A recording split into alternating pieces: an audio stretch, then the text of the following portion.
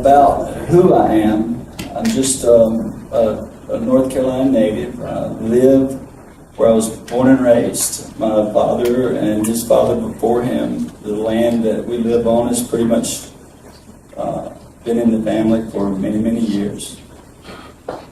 So I'm not, how I'm here is beyond me. A UFO was never in my vocabulary, period, until the day I walked up on them. And that's what I did in broad daylight. It was January the 8th of 2007. I had been retired. And let me back up just a second. In 2005, I sold our business because of being very sick. I was sick for over 15 years with what was called Crohn's disease. It was a terrible thing that there were days that I wished I could change. I mean, many days I was praying, Lord, give me a nice day. Just let me have a good day. And it's very important that I tell this because to me, this is how it all came about. Very sick. 2005, I sold the company. 2006, I didn't do anything. I was just recovering in bed. When I sold the business, I was in bed. The accountants and stuff were at my bedside. 2007, my dad approached me, and my brother-in-law, he had a big house at the coast that he was building. And it was a lot. It was $1 million home. And Dad was wanting me to get out and do some stuff, so I actually agreed to go to the beach and place a few guys down and help them, kind of consult and get this house finished. So it turned into be a 4-month project. I was feeling horrible, but somewhat better than the previous year because being away from work, my doctor said, if you don't get away from this work, you're going to die. So I paid attention, sold the business, and that January, the 8th, was the last day of that job. That was a 4-month job. It was kind of a celebration. 3 of these guys that are in the show, if you've seen the UFOs Over Earth show, there are 3 gentlemen in there that don't dress quite like I do. They're more country boys, and they're good down to earth people, roofers and framers. You can give them a blueprint and they can build you a hotel. But they came by that day, they picked their money up and said, let's celebrate. We don't have to go out of town for anymore. Can we go fishing? I had the only 4-wheel drive truck. And where they wanted to go was my old family land, my great-grandfather's land, at a ferry crossing across this river. So I agreed that I'd take them fishing. My oldest boy, Chris Jr., he was there, so there were 5 of us. They went on to town. I got them their money. They went on to town and came back, and I picked them up about 2:30, and we headed to the river. Now, what I'm going to tell you is what was reported. If you've seen the show, the UFOs Over Earth show, you understand what I'm talking about. What I'm going to tell you is what was reported, what we all 5 of us actually told us in our report, which didn't really get all told. But the record's there. The interviews are there. So, along about 2:30, we pull up to the river. I'm feeling bad. I kind of feel responsible for these guys. They're on the bank fishing, my son and these 3 men, and having a good time. It's cool. It's January. It's a beautiful day. It's in the 50s, I guess. Not feeling good. I just felt like going off on my own. So I walked down, and if you can imagine where we were, you can imagine a big cornfield parallel in a highway. If you cross this field on a 2-rut dirt road across the field, far side of the field is trees. But when you get to the trees to the other side, it dives downhill about 100 feet to the river bottom. It's only a quarter mile. It's 200 yards across the field, but a quarter mile through the woods. So it dead ends into a half-acre grassy area, about twice as big as this room, actually, 3 times maybe. So I go further back, and I walk down in the woods about 4 o'clock, and I find me a tree on a river gully, and I just kind of lean back against, just kind of meditating and trying to feel better, hoping I'd see a deer or something come strolling by. Got a little dark, because I didn't have a flashlight long about, I guess it was 4:30, 4:45. I'd been in there about 45 minutes maybe. It started getting dark. Without a flashlight, I thought, well, I better come out and see if these guys want to go home. When I got to the fishing site, they were having fun. And I said, look, you want to go home or do you want to fish a while? They're like, well, let's fish. I said, well, it's going to be cold tonight. The weather says 30 degrees. On the frost, let's get a fire going. So I stopped them from their fishing, and we all took off around the edge of this grassy area and pulled out logs and twigs and got a big fire going, and still had some daylight. And keep in mind, I never thought of a UFO. I was building 100 homes a year. Very sick. The worst, the furthest thing from my thoughts was a UFO. I never even studied them. Never had any inclination what was about to happen. So I guess it was 10 minutes after 5. In January, it gets dark about 5:30. So I had a quarter mile to walk to get to the field. Instead of going back in the cul-de-sac, the dead end, I went back the way we came to the field. I told the guys, I'm going to go up in this field and see if some deer or something come out to feed in the afternoon. I just wasn't into fishing. I leave the fire. I guess it's 10 after 5. I got a quarter mile to walk. It's a 190-degree turn. And then it goes uphill. So it parallels the riverbank for 1/8 of a mile, and then it goes up 1/8 and gets about 100 feet elevation. High as this building across the street. So I can't see but the top of the hill when I made the curve. But long story short, I tell these guys goodbye. I'll be back shortly. Just after dark when I can't see anymore. I walk away from them. They got a fire going. The fire's at their back. They're sitting there with their poles. My son's with them. I'm walking out of the grass into where the road starts. And the road narrows down to where it's real ruddy, muddy. The truck just wallers through it. There's ruts to speed. And in places, the mirrors scrub the trees along the side. So I'm tippy-toeing through there, and as I'm going along, I hear this noise beside me, and it's like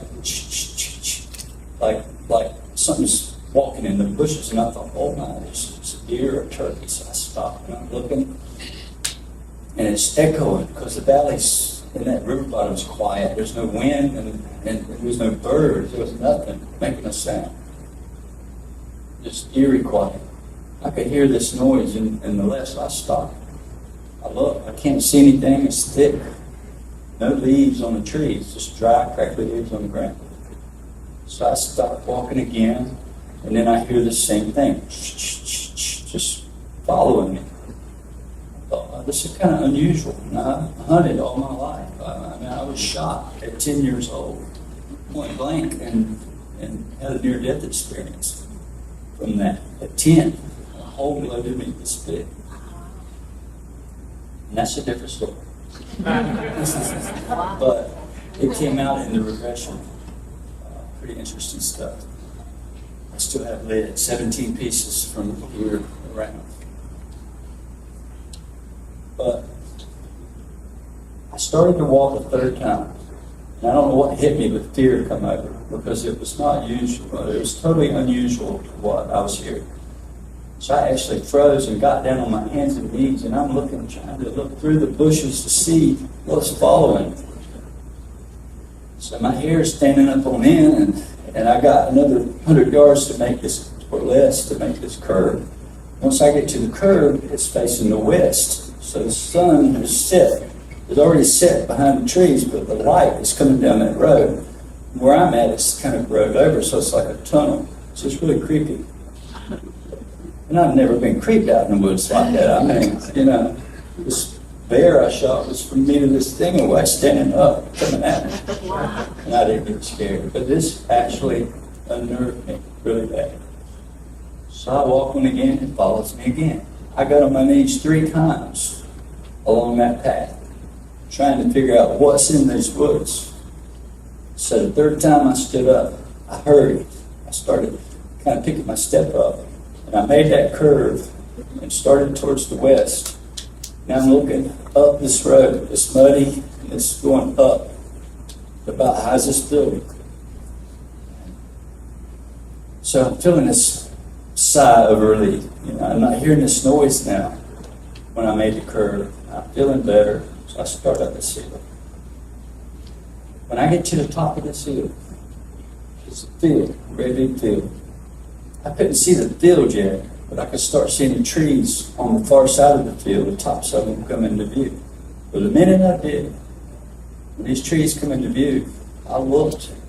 I couldn't believe what I was seeing. I looked, I froze, I stopped, and there's 2 that looks like the setting sun or the rising sun. When you get up in the morning and you see it, this brilliant orange, you can look at it and it doesn't hurt your eyes. They were that big. There were 2 of them. And they were swirling like liquid fire. It was orange as a tangerine, and it was just swirling. They weren't moving, but this around it was moving. It looked alive almost. Just flaming. So immediately I freeze. I couldn't tell you what's going through my mind at this minute because, like I said, I never thought of a UFO. And I'm trying to compute what it is I'm looking at. I feel bad. Been sick. 15 years I was sick. Taking a handful of medication every day. In and out the doctor with it. So immediately I thought, okay, this is not my day. I'm going to run. That's what I thought. So I look back behind me. Actually, I had this hill in front of me. So I dropped down. And I'm using the hill to hide myself from these objects that's sitting on the far side of that field. I turn to look back like I'm going to run. And when I turn back to face it, all I can say is it looked like a zipper opened up, and a hole opened up, and a 3rd one come out of it. And it shot right up beside the other 2. And stopped right beside those 2. Boy, I'm getting chills now thinking about it. I froze immediately. I get down and I'm on the ground. I'm in the middle of the road. And the hills above me. They can't see me, I don't think. I can't see them. So I kind of crab myself over to the edge of the ditch. And I get into the reeds, like cane pole. I raise my head up, and there they are, 3 of them. So immediately I turned to run. Now what I'm telling you was reported. What the show you saw, if you saw it, was nothing like this. And you'll understand why some other folks are interested in the show. So I turned to run, I look back, it was still there. The next thing I remember, I'm running up to the fire where these guys are fishing. They're all standing up, 3 of them. The sun's not there. So I'm trotting up to the fire. I'm thinking 15, 20 minutes at the most is gone. I just walk up there and I'm hiding using the hill and most 15 minutes and I'm back. Well, they're like, where in the world have you been? I'm like, what do you mean where I've been? I'm just up at the field. And I saw the most amazing thing. They're like, you've been gone all night. I'm like, no, I haven't. It's just been 15, 20 minutes. They said, no, it's 11 o'clock. And I just went up there at 10 minutes after 5 when I left. And immediately I panicked. It wasn't computing what they were telling me. I couldn't have been gone. But the truck was moved, my truck. And I'm like, well, where's Chris Jr.? They're like, well, he left 2 hours ago. he went in the woods where he went earlier in the day looking for you on foot. Oh my Lord, this is what I'm thinking. He's gotten in those woods and they're big. And he's gotten lost and it's dark. So I take off, running from the fire towards the woods, and I'm shouting out for him, "Where are you? Where are you, son?" I don't hear an answer. And finally I get to the edge of the forest, and I panic, and I'm pulling the shrubs back. I get into the woods, and he's not answered yet, but finally I hear disturbance. And he comes up, grabbing a hold of it, and scared me to death. It's dark. I don't have a flashlight. I'm panicking. He's in the bushes. He's hiding. And all he can say is, "Where you been? Where you been, Dad?" I said, "Son, I just walked up the hill for a little bit." He's like, "No, you left me. Why'd you leave me?" He said, "They've had me pinned here forever." I'm like, "What's had you pinned?" He said, "These aliens, they've had me on the ground. These creatures, I don't know what they are. They're glowing, and they've been, every time one would look at me, I couldn't move." So for 2 hours, he was dealing with that while I was gone. So immediately, I'm freaked out. Bad, and I'm not telling him much of what I saw because of what he's telling me. So I grab him by the arm and I start back to the truck, to the fire, trying to calm him down. We get over to the fire, and there's 3 guys that quit fishing. They're standing around the fire, and their eyes are great big and wide because they don't know what to think. And they're just old country boys. They never heard of no UFO. They're roofers and framers. And Chris Jr., he's all upset, bad, real bad. So the whole crowd's wide-eyed and scared and trying to figure out what's going on.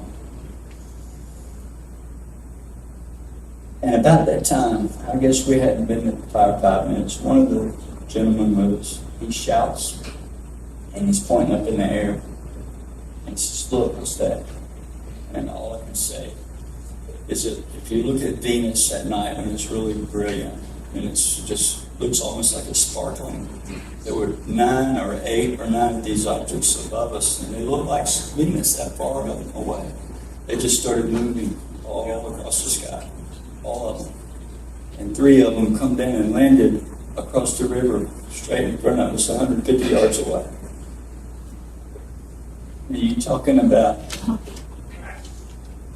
pandemonium set in at that moment?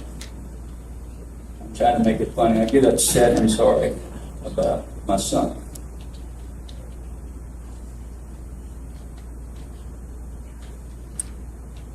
But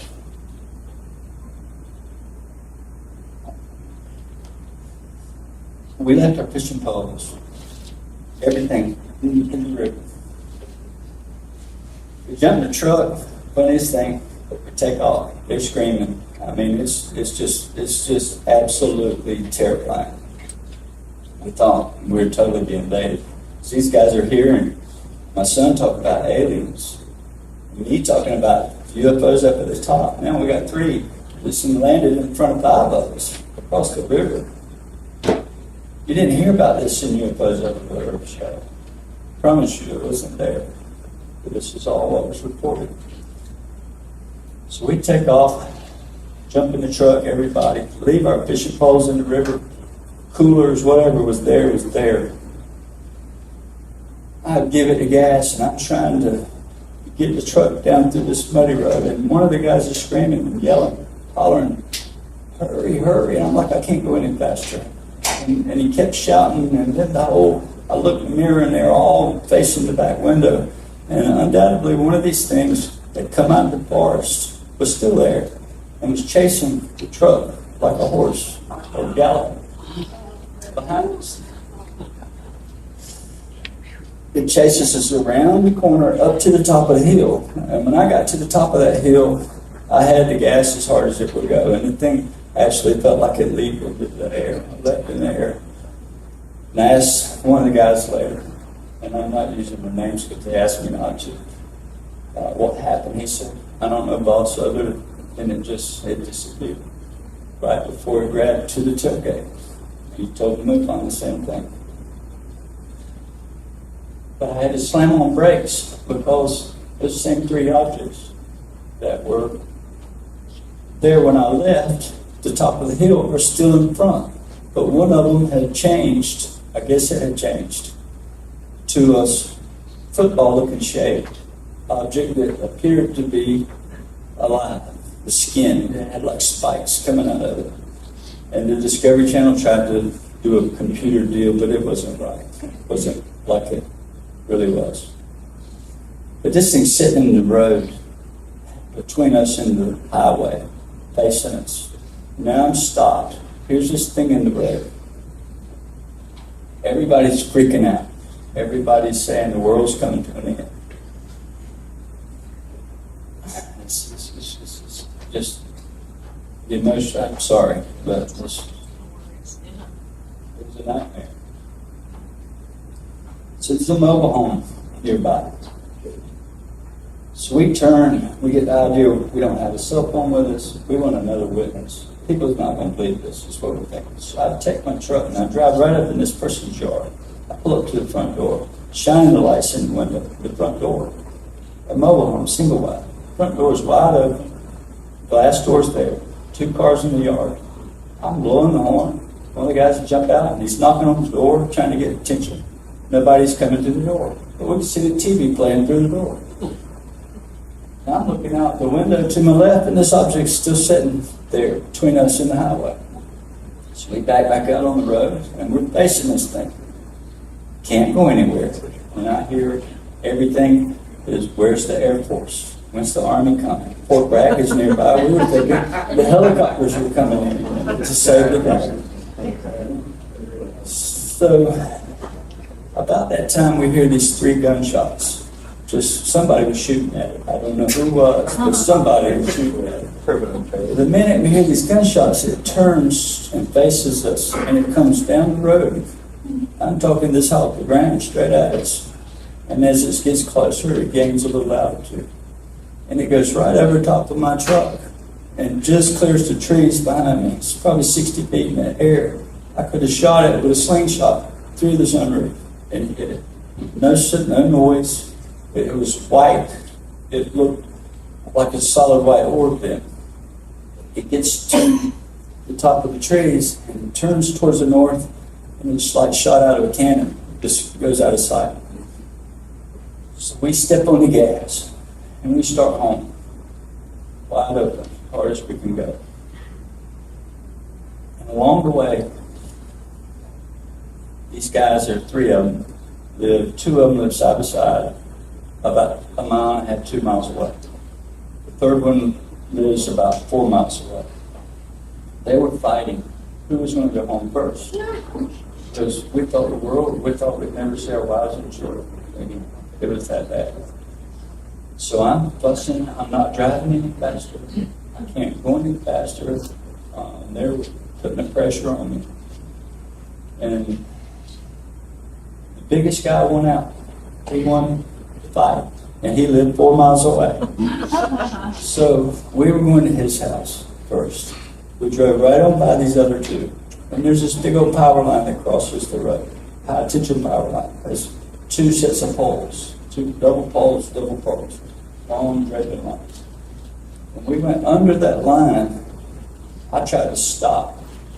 They wouldn't let me. I got it down to about 10 miles an hour. But there's this big object hovering over top of the power line. Just, we rode right up on the end of it. Good. I mean, it wasn't under it, but it was like right there. They thought it was triangle. I don't know what it was. It looked maybe rectangle, but it was dark, it was black, and it had a big row of lights all the way down one side. And it looked to be 3 of those high tension poles spaced apart. It was huge. So I got on the gas and we went on by that, and I dropped the first guy off. I turn around and I come back, hoping we wouldn't see this thing. So we had to go just short of that. We didn't have to quite go to the power line to drop the other 2 off.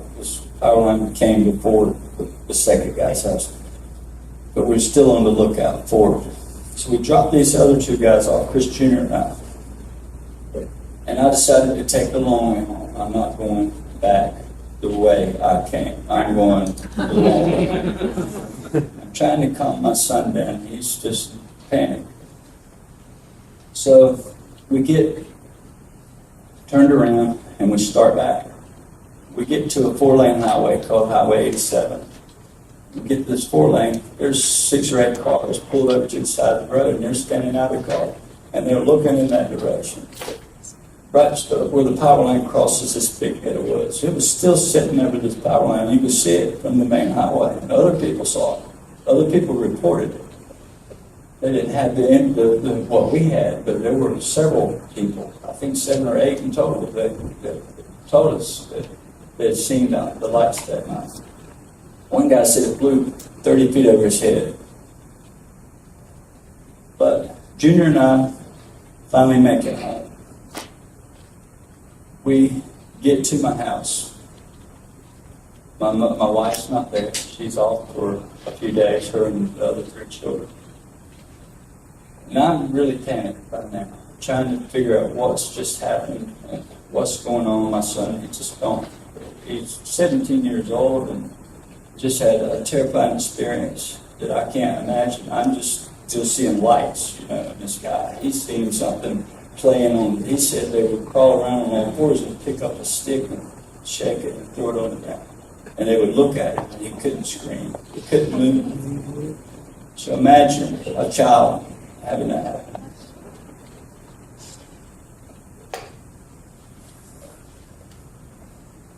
So anyhow, I get him in the house. I drag him in. I knew this was going to happen. I get emotional. All right.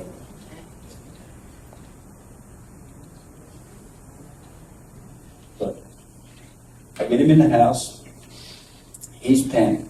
He's running through the house, closing windows and blinds, turning lights on, locking doors. Bedroom door, he turned the bedroom light on, lock the door and close it. You go to the bathroom, turn the lights on, lock the door and close it. Put all the floodlights on. And I've got the TV on. I'm trying to find an invasion, UFO invasion on television. I'm looking and nothing. Golly, somebody's got to do something. That's what I'm thinking. Am I the only one? I guess we were there 30 or 40 minutes, and I hear this noise. It comes over the house, and I thought, oh, great, it's poor guy, a helicopter. It was like a boom, boom, boom, and it came running over the house, and immediately I'm visualizing a big old helicopter. And it was heading toward where the river is, which is a couple of miles away, 2.5 by air. So I told Junior, I said, here comes the Army. Here they come. Well, another 10 minutes goes by, and my dad lives next door. He's got a big dog kennel, hunting dogs. Now, there's 15 hounds in that dog kennel, and it's right behind our house. And all 15 of these hounds are just barking every breath. And the bark that they're making is one, I see something, I don't know what it is. They were scared. I had a red Chesapeake Bay Retriever, 110-pound female. She sat on the back steps, and she's barking every breath. I said, Junior, somebody's breaking in Dad's garage, because he's got a separate garage out near the dog kennel. And that's where I go out and work on stuff, and we build all kinds of stuff out there, boats and cars and motorcycles. Just hang out in the shop. I'm imagining the dogs just seeing somebody walk through the yard and stealing out of the shop. He's like, no, Daddy, don't go out there, don't go. I said, son, somebody's going to break this shop. I said, don't worry, I won't take the flashlight. I'll sneak in the dark, and I'll walk down towards this dog kennel and stay hidden. So that's what I did. I opened the door, and he goes with me. He's got me by the back of the chair. As soon as I open the door, this red dog, she takes off. She looks back, and I just point. She goes straight on toward the dog kennel. So Chris Jr. and I get down to where the kennel is, and the noise was deafening. There's 15 hound dogs, and a hound dog has a big mouth. He's very loud for it. I mean, like a beagle, you hear beagles are very mouthy, loud. These are big old walker hounds. And 15 of them can make some sound. My hair was standing up. They're all pointing towards the back, behind the kennel in the forest. And my red dog, she's pointing straight, same way. Her hair's standing up and down her back. Junior, somebody been there. I said, I'm going to send her in on whoever's in. And let's run back towards the house and get to the clearing and see if she pushes whoever's in there out. I was even thinking maybe it was a deer or bear or anything. But the way they were sounding was extremely scary. So I bump her on the rear end with my foot and said, get him, Rosie. She jumps right in the bushes. She's wide open, barking, just going on in. So immediately, Christopher and I start running. He's got me by the shirt, still. I get down to the end of this little dirt road, and I get to the grass, and I turn towards the back of the property. Well, Christopher, I thought, had just turned loose, was still behind me, and I just run away from him. But undoubtedly, he ran towards the house. He went back. He couldn't stand the pressure anymore. So I ran on back to the back. I got to the very back of the property. There's a big old oak tree there. I run up to that tree, and I got my hands against my tent, just out of breath. And I look back like this, and I got my hands against the tree. And I look back to see where he was. Well, he wasn't there, but there was this little glowing person that was this high. He's about 4 feet from me. And I thought, oh my God, he's got me. So I put my back to the tree and just surrendered. I said, you got me. I screwed up. That's what I said. Just person straight out. I messed up. It stood there. It was about like a 4-year-old child. It was glowing.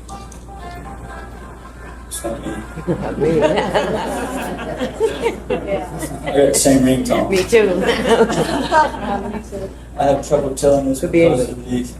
All come back. But it's looking at me. It's not moving. His hands is to his side. It has what appeared to be a shiny surface over its body, because his eyes appeared to be about the size of a taillight marker on a Bledsoe truck, the little round marker lights. They protruded out like swimmer's goggles, but they were red, glowing bright red. I could see the reflection from its eyes on its body. The eyes looked digital, lines in it. I was just terrified. Well, here comes my dog. She's coming through the woods barking. And I stood there maybe less than a minute, and she runs it on out of the way. Well, it disappears. I didn't see it leave. It just disappeared.